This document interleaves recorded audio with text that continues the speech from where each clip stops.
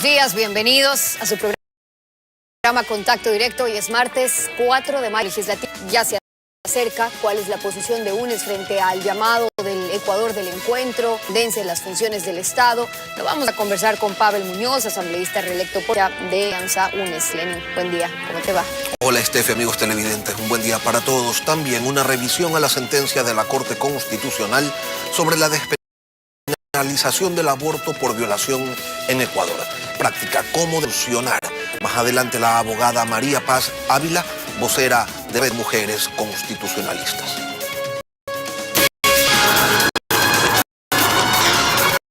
La actualidad, los protagonistas y la información en Contacto Directo.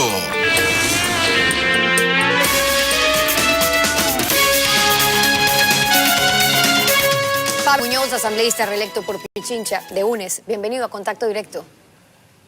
Estefi, buenos días, un saludo con usted y un abrazo a la ciudadanía. Buenos días también. Solamente los bloques de UNES, los bloques de PSC y Creo tienen un mandato popular. En segunda vuelta se enfrentaron ya sus candidatos presidenciales y al ganar la elección, Guillermo Lasso mostró esta posición conciliadora, ofrecía este Ecuador del encuentro. Para ustedes, para el bloque de UNES, ¿cómo sería posible ese encuentro? Y nosotros hemos tenido la misma vocación democrática. Hemos planteado, apenas conocimos los resultados electorales, un reconocimiento de los mismos, una felicitación al presidente, el deseo de que le vaya bien, porque si le vaya bien a él, le va a ir bien al país. Y en ese sentido, los deseos de que seamos una fuerza legislativa que no sea obstruccionista y que tenga un mandato claro. Apoyar lo que esté bien del programa de gobierno electo por la ciudadanía, pero también oponernos a aquellas cosas que van a suponer regresión de derechos, un paquetazo a los bolsillos de los ecuatorianos que en este momento están tan afectados. Hay temas en los que creen que va a haber consensos, entonces. Han dicho, no es que nos vamos a oponer a todo, pero en otros es evidente las diferencias, como cuando se habla de la independencia y las funciones del Estado. Digamos que tuvo eco en todas las tiendas políticas hablar de la independencia y las funciones del Estado después de vivir años sin esa dependencia. Pero este principio ha servido también para que se puedan lavar las manos, o asamblea o ejecutivo, el presidente, cada uno dice, bueno, conmigo no es, que no es responsable, por ejemplo, de lo que decida la función judicial. En ese contexto es que UNES va a plantear, alegando esa independencia de las funciones del Estado, van a plantear recursos o la nulidad de los juicios a Rafael Correa, por ejemplo. Al contrario, yo diría que el tipo de elementos donde más discrepamos es en los económicos, los sociales, la forma de encarar el desarrollo del país, pero en todo lo que tiene que ver con independencia de funciones, respeto al orden constituido, digamos la vigencia del Estado de Derecho, el respeto al debido proceso, ahí más bien entiendo que todos los que estamos a favor de la democracia estaremos de acuerdo. Y en ese sentido así lo hemos dicho nosotros. Nosotros no estamos planteando ninguna amnistía para, por ejemplo, Rafael Correa, porque creemos ciegamente en su inocencia. Cuando digo ciegamente es porque no se ha demostrado ninguna prueba contundente que haga que ese derecho se vulnere. Recuerde que su derecho, Stephanie, el mío y de toda la gente que nos ve, es mantener nuestra inocencia mientras no se demuestre lo contrario. Y aquí no ha habido pruebas contundentes que demuestren lo contrario. Por lo tanto, lo que sí nosotros planteamos es que el presidente electo tiene una gran oportunidad de administrar el país y de dejar a un lado y sepultar efectivamente la persecución política, que en estos 4 años ha sido, digamos, atroz, ha sido de terror. Y en ese sentido creemos que los temas de la justicia tienen que estar en la justicia, pero una justicia proba independiente, que cuando pueda revisar esos casos se dará cuenta de que no pueden sostenerse. ¿Cómo sostener? Como prueba madre, digamos, un cuaderno que fue escrito tiempo después, cómo sostener como elementos del proceso que se hable de un entramado de coimas y no se le ponga a la empresa coimadora. Yo creo que esto, con una justicia independiente, no se sostendrá. Allí reposa justamente las diferencias de si como está actuando la justicia responde a la independencia de esas manos de justicia o el haberle metido la mano en la justicia. En la función judicial se mantiene, por ejemplo, esa enmienda constitucional que introdujo el expresidente Correa con la metida de mano a la justicia, como la llamó, la integración, por ejemplo, del Consejo de la Judicatura. Si hoy sostienen que la justicia está siendo usada para perseguirlos, porque por eso hablan, desde UNES me refiero, o el expresidente, del lawfare, de esta guerra jurídica que alegan, ¿sería reconocer que se politizó, por ejemplo, al Consejo de la Judicatura, a la misma justicia? ¿Siempre estuvo o solo cambiaron los dueños del control remoto de la justicia? Sería terrible, digamos, reconocer cualquiera de esos elementos, pero lo que sí debemos decir, Steffi, es que este es un problema estructural del Estado ecuatoriano. Se hablaba en su momento de que las cortes tenían dueños, se hablaba en otro momento, ¿no es cierto?, de que un partido político manejaba siempre los elementos de la justicia, y la consulta popular a lo que usted refiere más bien planteó que los ciudadanos se pronuncien y digan no, la justicia tiene que ser independiente. Si sobre eso ha habido un funcionamiento, digamos, inadecuado, lo que debemos es mantener el principio fundamental de la independencia de la justicia y quiere ese funcionamiento. Creo que para eso es la propia justicia la que debe empezar un proceso de autodepuración. La justicia no está ni en el manejo del Ejecutivo ni en las leyes que pueda generar el Legislativo. Estas leyes sí podrían ayudar en alguna medida, pero un proceso de autodepuración de cara con la ciudadanía o de cara a la ciudadanía sería fundamental de los temas de justicia. Hay que reconocer, yo vengo del mundo de las ciencias sociales y lastimosamente es un problema estructural, muchas veces no solo en el Ecuador, sino en América Latina. Lo que sí ha pasado en los últimos 6 años, al menos en la realidad latinoamericana, es una utilización vergonzosa de la justicia para callar a las voces opositoras. Fíjese lo que está pasando en Brasil. En Brasil me parece que es un caso calcado al de Ecuador. Se buscó la proscripción política de Lula da Silva, se le puso una orden de prisión para impedirle ser candidato y hoy, cuando la justicia ha podido revisar esos casos, quien está contra las cuerdas, ¿no es cierto?, más bien son los fiscales que acusaron a Lula.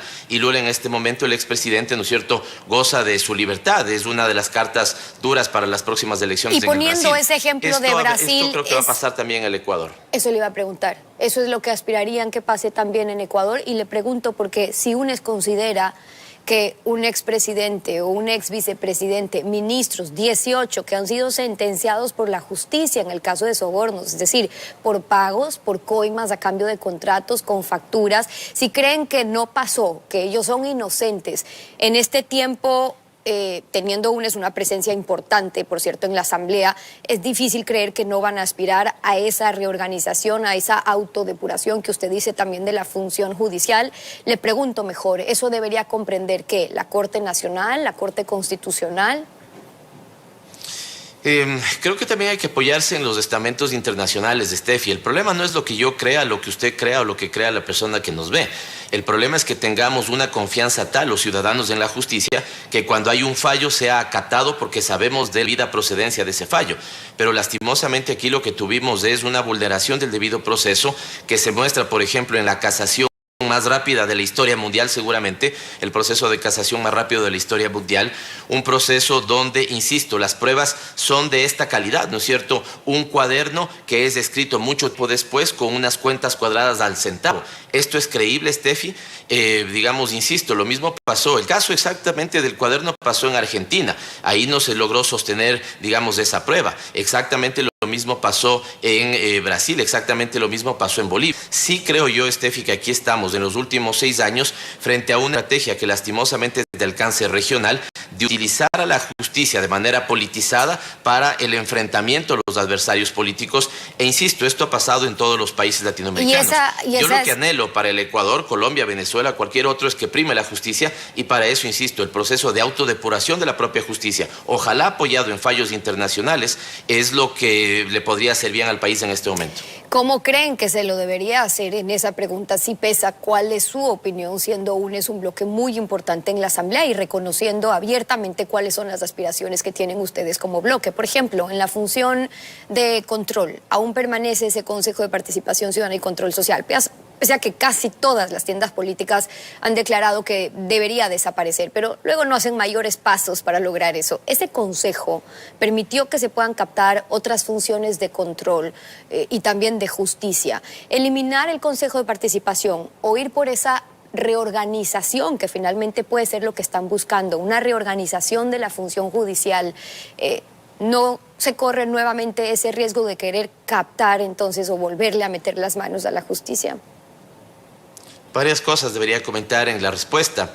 La primera es que, Steffi, yo creo que ahí nos hemos dejado guiar en el debate por las bambalinas, ¿no?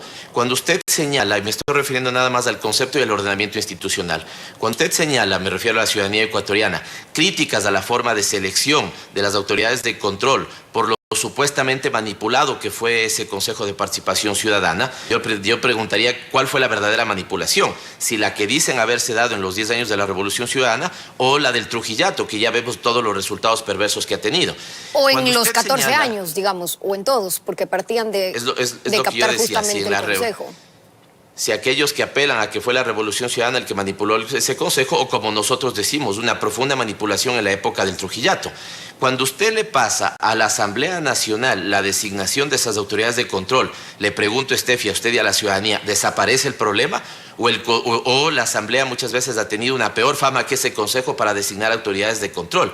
Yo creo que hay que pensar ahí muy bien y detenidamente, digamos, cómo enfrentar ese tema. Usted ha dicho también otra verdad. Fíjese que aquí cuando vienen todos hablan de la desaparición del Consejo, pero lo cierto es que cuando se plantearon las últimas reformas constitucionales, donde constaba la supuesta desaparición del Consejo de Participación Ciudadana, no alcanzó ni siquiera los 70 votos. Ninguna de las reformas pretendidas alcanzó los 70 votos, por lo tanto murió en la propia Asamblea Nacional. Y finalmente le diría que aquí sí veo un espacio de interesante diálogo entre la legislatura que se inaugurará, es decir, la Asamblea Nacional, con el Ejecutivo. Ahí estamos las fuerzas políticas para ver cómo podemos hacer esa, si usted quiere, fortalecimiento institucional, independencia de la justicia, decía yo, porque aquí hay dos elementos. Lo que pueda hacerse en materia de política pública, ejemplo, la restitución de una institucionalidad como el Ministerio de Justicia, que usted ve los problemas que ha generado después, fíjese las crisis carcelarias que hemos tenido en los últimos 4 años. ¿Qué es lo que puede hacerse en materia legislativa? Algunas reformas al Código de la Función Judicial, pero también mucho de lo que pudiera hacerse, si es que es real la pretensión del presidente de la República de una consulta popular, entonces ver qué más podría estar en esa consulta popular para que sea el soberano el que verdaderamente dé algunos pasos en ese independencia. Y ahí se verá si se logran consensos para ver cuáles son los temas que se incluyen en esa consulta. Ahora, volviendo al tema de la justicia y lo que puede estar sobre la mesa ahora mismo en la Asamblea, digo, hay otras vías para intentar, por ejemplo, los fallos judiciales en lo que está pendiente para UNES dentro del Ecuador. Me refiero al caso del expresidente, por ejemplo. La Corte ya no cabe revisión, la Corte Constitucional ya no cabe una acción extraordinaria, porque para que lo resuelva la Corte Interamericana, usted decía, esperamos un fallo internacional, se tienen que haber agotado esas instancias y además serán años que probablemente no están dispuestos a esperar. Si todavía están a la expectativa de que algo se resuelva en Ecuador, la independencia de funciones es la que podría estar ahora mismo sobre la mesa de negociación ahora en la Asamblea, dejarle actuar a la justicia. La independencia de los perseguidos políticos no es ninguna carta de conversación ni negociación. La inocencia de los perseguidos políticos no es ninguna carta de diálogo ni de negociación. La inocencia es inocencia y punto para nosotros. Por lo tanto, no es un proceso de transacciones, en primer lugar. En segundo lugar, caben efectivamente, digamos, dentro de la justicia, la instancia de revisión de ese fallo y cabe también las instancias de revisión internacional que se puedan hacer. Aquí sí creemos firmemente, Steffi, que la justicia es posible que tarde, pero indefectiblemente sabemos que va a llegar. Sin embargo, quiero agregar algo a mi respuesta. Hemos venido topando, digamos, en las últimas preguntas suyas y mis respuestas, ¿no es cierto?, el tema de la justicia. Para nosotros es un tema importante, pero nosotros creemos que también hay que tocar las prioridades ciudadanas. Las prioridades ciudadanas en este momento son la falta de empleo, una producción que no termina de despegar, una economía absolutamente decaída y un enfrentamiento de la pandemia que no se ha basado en derechos sino en privilegios. Veamos lo que sucede con el proceso de vacunación. Yo creo que ahí están los verdaderos temas de atención ciudadana que requieren un diálogo con el Ejecutivo. ¿Va a poder o no va a poder viabilizar una vacunación sin privilegios, reactivar la economía, generar empleo como lo ofreció, subir el salario hasta los $500? Sin duda, no dejan de ser... Sí topemos esos temas, pero estos también. No dejan de ser temas importantes, ameritaría otro tema y otra conversación. Por eso nos centramos ahora para hablar sobre esto, sobre todo porque sí son temas que se están tratando. Usted dice, el tema de la justicia no debería ser un tema transaccional cuando está hablando de personas inocentes, pero fíjese lo que ya está ocurriendo. Salvador Quispe ya denunció, por ejemplo, que a cambio de los votos para la presidencia le han pedido amnistía para Jorge Glass. O un vocal de la Judicatura también dice, no me quiero prestar para favorecer al correísmo o a los pedidos que pueda tener el correísmo. Es difícil negar que ese va a ser uno de los objetivos más importantes de UNES, que sus integrantes, su líder, de hecho, no tenga que seguir prófugo de la justicia ecuatoriana. Ese va a ser el precio de la gobernabilidad, de los votos de UNES en la Asamblea. Insisto que la creencia que tenemos nosotros en la inocencia de todos los que hemos sido perseguidos políticos en estos 4 años, porque hay que ver que hemos tenido distintos tipos de persecución, la administrativa, la judicial, la electoral también, en su momento la comunicacional. Steffi, nosotros ahí somos enfáticos y creemos en la digamos, inocencia de esos casos. Pero cuando usted me señala el tema del asambleísta Salvador Quispe, el asambleísta electo, él debería hacerse caso de esa denuncia. De nuestra parte, en lo absoluto, al menos yo estoy en este momento, junto con la compañera Sofía Espín, encargado de los diálogos políticos, nunca he conversado, salvo en un encuentro que tuve en el desayuno, donde nos sentamos al lado y saludamos cordialmente. Nunca he topado, al menos yo, un tema con Salvador Quispe. He venido conversando con Pachacuti, con las instancias oficiales que ellos también han dado, y esas supuestas denuncias donde me dijeron esto, pero nunca hay la persona que le dijo, para poder preguntarle a esa persona cómo le dijo, qué le dijo, cuál exactamente fue el contenido de lo que le ha dicho. Me parece que se quedan más en rumores que en supuestas, digamos, entre comillas, denuncias que se sustenten. Yo le diría al asambleísta que ahí cómo, cuándo le dijeron, en qué circunstancias, para entender el contexto, porque es altamente probable que, le digo, nosotros hemos oficializado a 2 personas para los diálogos, es la asambleísta electa Sofía Espín, soy yo también un responsable directo de esos diálogos, y no he conversado con el asambleísta Salvador Quispe, he conversado con su coordinador de bancada y su subcoordinador, y de hecho la vicepresidenta también de Pachacuti, y en ningún caso hemos topado estos temas. Son las respuestas de Pavel Muñoz, asambleísta reelecto por UNES, acompañándonos hoy en Contacto Directo, como siempre. Gracias por haber estado con nosotros. A usted, buen día.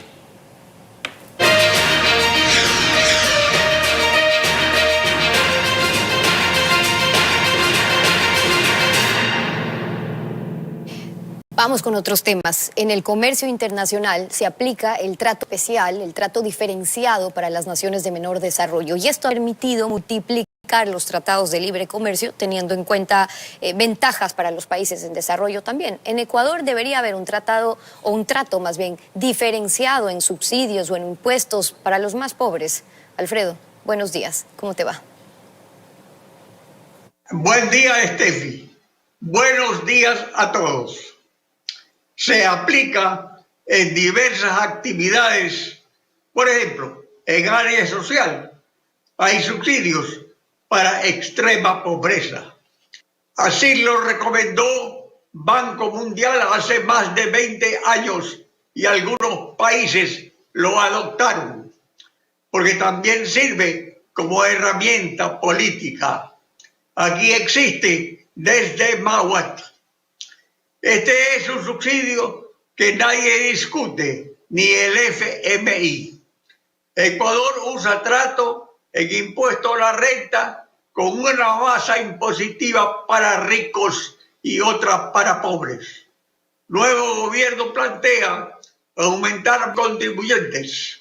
Así, asalariados con bajos ingresos pagarán impuestos.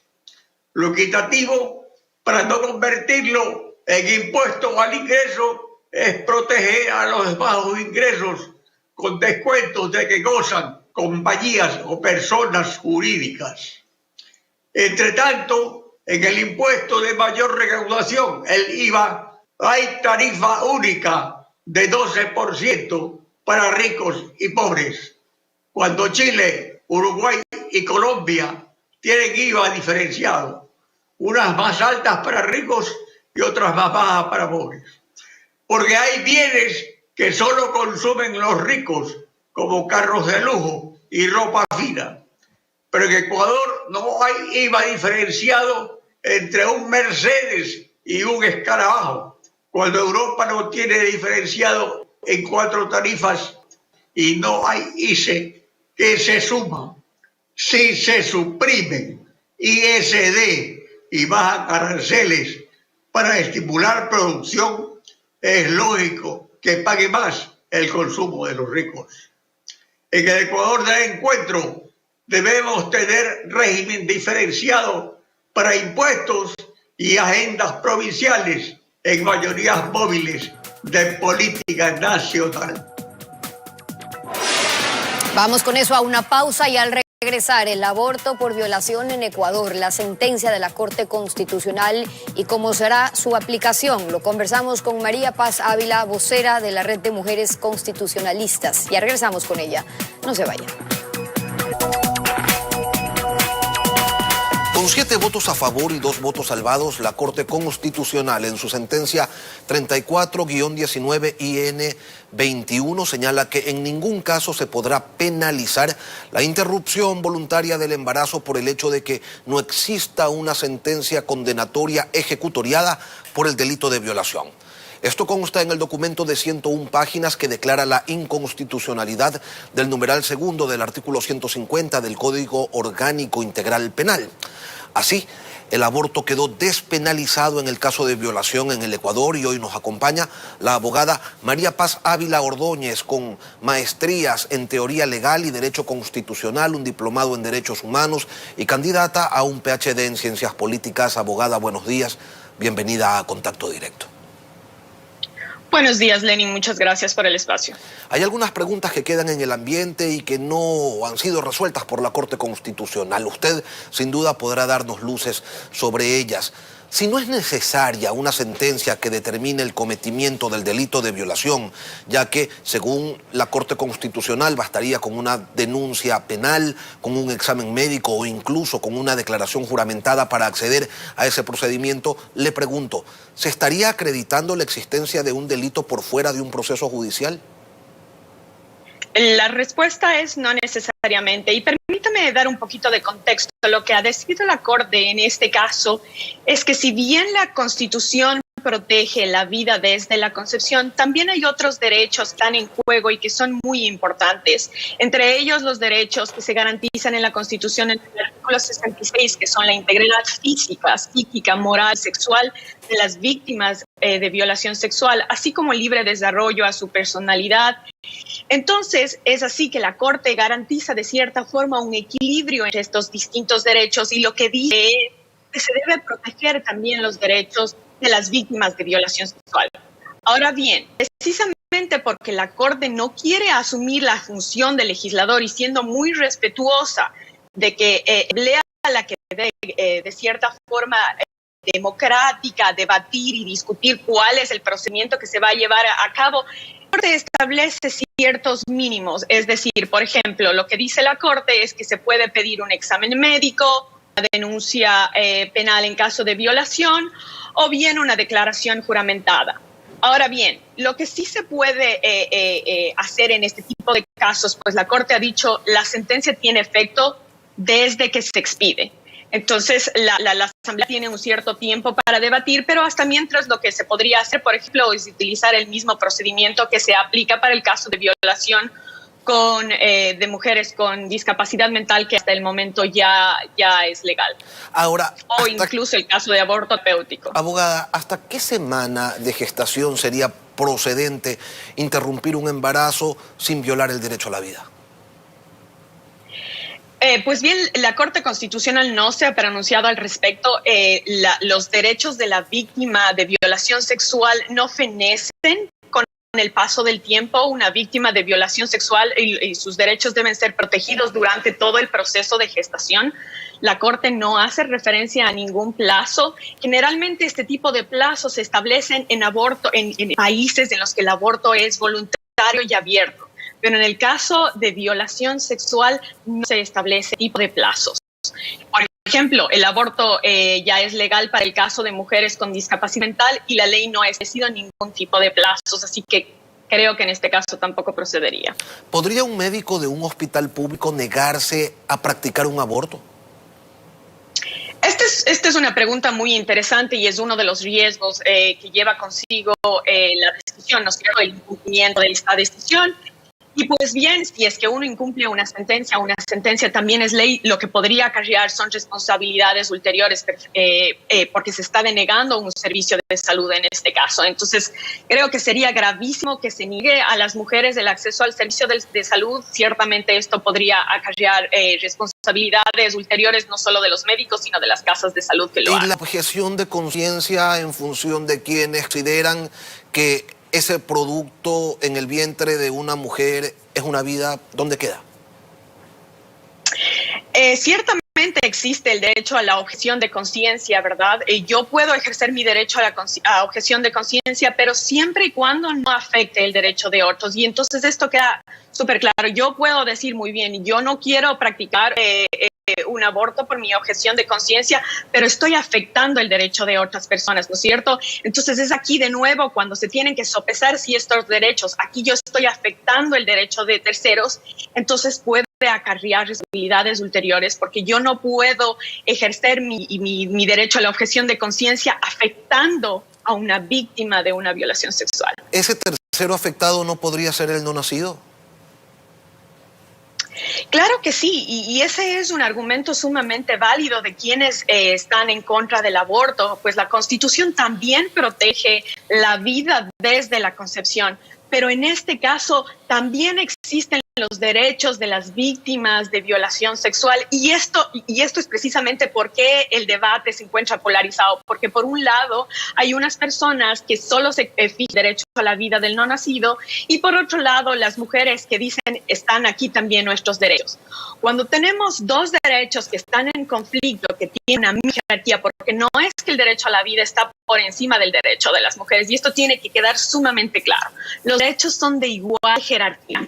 En este sentido que la Corte ha dicho, para este caso tan complejo, vamos a ponderar, vamos a sopesar cómo establecemos de cierta forma qué se va a aplicar en este caso. Y lo que ha dicho la Corte es que si bien es importante el derecho del que está por nacer, también son importantes los derechos de las víctimas de violación. Eso está en clarísimo. este caso, permitiendo... Yo le preguntaba sobre los derechos, un profesional de la salud que pudiera decir, ok, está el derecho los derechos de la mujer que ha sido violada y que ha quedado embarazada, pero considero como profesional de la salud que ese ser no nacido también tiene derechos y decido no practicar el aborto, no que la señora o que la mujer violada no lo haga, sino él, como profesional de la salud, no desarrollar el procedimiento, pero me queda bastante clara su postura, su lectura, doctora. Yo quería preguntarle sobre la posición de la doctora Carmen Corral, jueza constitucional, quien en su voto salvado señala que, y pregunta, ¿cómo se cumple el artículo 45 de la Constitución que consagra el respeto a la vida desde la concepción? Y añade la doctora Corral, claramente el voto de la mayoría de la Corte Constitucional indica, a modo de interpretación, está anulando ese derecho fundamental consagrado para el que está por nacer, estableciendo una modificación al texto constitucional, para lo cual no se encuentra facultada e invade la esfera de libertad de configuración del legislador en cuanto al establecimiento de las figuras penales que merecen un debate y una deliberación democrática. Su opinión sobre este criterio, abogada Paz. Creo que no es una modificación a la Constitución desde ningún modo, porque la Corte Constitucional no está diciendo se elimina el derecho a la vida del no nacido. La Constitución no está estableciendo y diciendo que se inserte una enmienda en la Constitución. Lo que está haciendo la Corte Constitucional es ponderando los dos derechos.